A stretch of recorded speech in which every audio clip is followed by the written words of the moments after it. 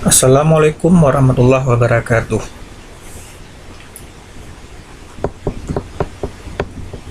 Sudah lama saya tidak membuat video. Jadi ini awal tahun 2023 kita mulai lagi membuat video terkait tender. Jumpa lagi dengan saya Henry, ahli pengadaan nasional, pemilik blog Dunia Kontraktor.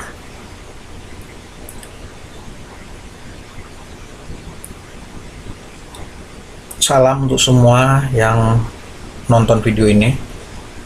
Masih awal tahun 2023, tahun ini harus dimulai dengan lebih baik.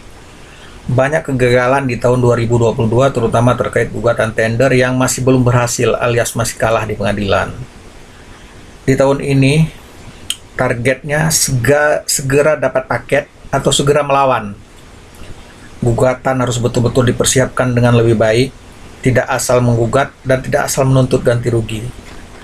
Setiap tuntutan ganti rugi harus ada hubungan kausalitas dengan perbuatan melawan hukum. Dan ini merupakan kesalahan dalam gugatan saya kemarin.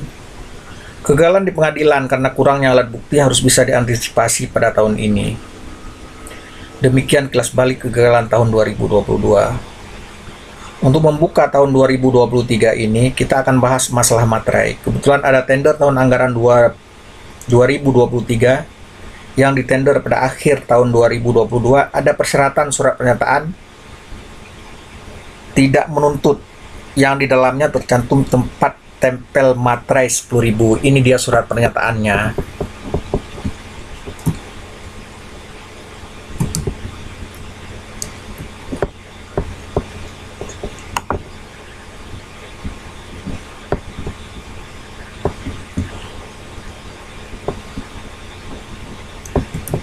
Surat pernyataan tidak akan mengajukan tuntutan. Ini untuk tender di Biro Pengadaan Barang Jasa Sekretariat Daerah Aceh. Kegiatan APBA tahun 2023. Ini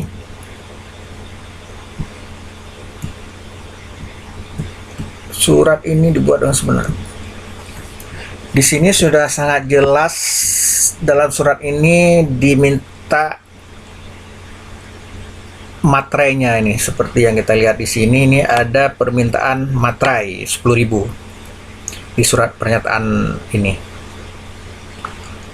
Jadi perlu saya sampaikan kepada Pokja, PPK atau pihak terkait lain yang dalam hal tender, perlu diketahui surat-surat pernyataan ini sebenarnya tidak perlu, karena dengan mengupload dokumen itu penyedia sudah setuju terhadap semua surat pernyataan. Kemudian terkait materai ini harus dipahami oleh PPK, Pokja, dan pihak terkait. Materai ini diatur dalam undang-undang.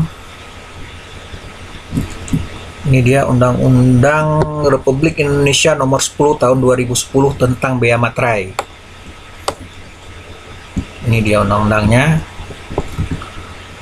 Kemudian bea materai adalah pajak atas dokumen. Jadi jangan nggak ada materai dokumen digugurkan, itu tidak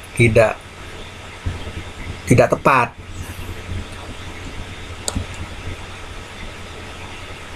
Jadi materai adalah label. Ini dia materai itu apa? Materai adalah label atau secarik dalam bentuk tempel elektronik atau bentuk lainnya yang memiliki ciri dan mengandung unsur pengaman yang dikeluarkan oleh pemerintah Republik Indonesia yang digunakan untuk membayar pajak atas dokumen. Itu cuma pajak dokumen. Jadi tidak ada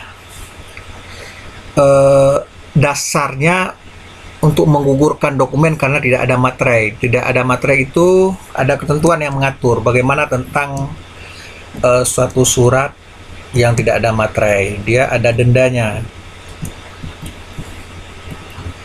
Objek bea materai. Nah, kalau tadi terkait surat pernyataan yang dipersyaratkan dalam tender tahun anggaran 2023 yang sudah ditender pada akhir tahun 2022, ini surat pernyataan yang disyaratkan. Surat pernyataan tidak akan mengajukan tuntutan. Berarti di sini surat pernyataan. Bea materai dikenakan atas ya dokumen yang dibuat sebagai alat untuk menerangkan mengenai suatu kejadian yang bersifat perdata. Dokumen, kemudian pasal 3 ayat 2, dokumen yang bersifat perdata sebagaimana yang dimaksud ayat 1 huruf A meliputi surat pernyataan ya, seperti persyaratan tadi surat pernyataan. Berarti setiap surat pernyataan memang harus ada materai. Cuma perlu dipahami bahwa beban materai ini siapa yang menjadi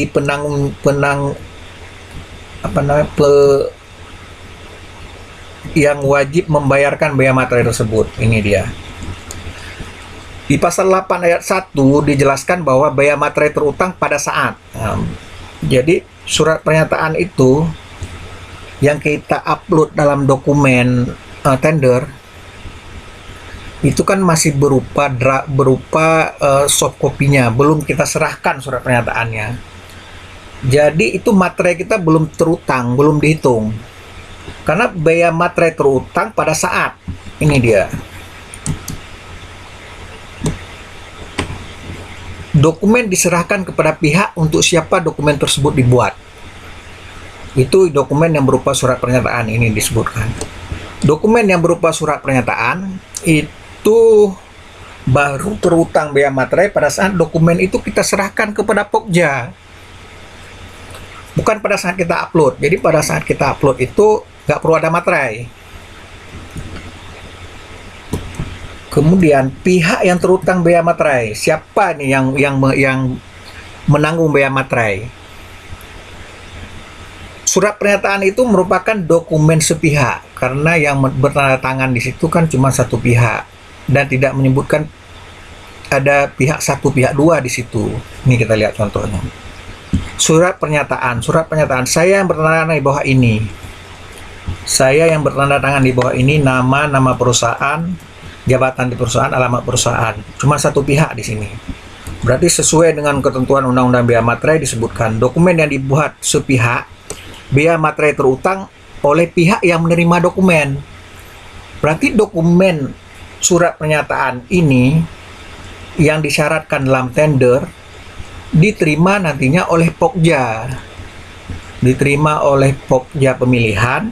Dengan demikian maka bea materai terutang oleh pihak yang menerima dokumen oleh Pokja.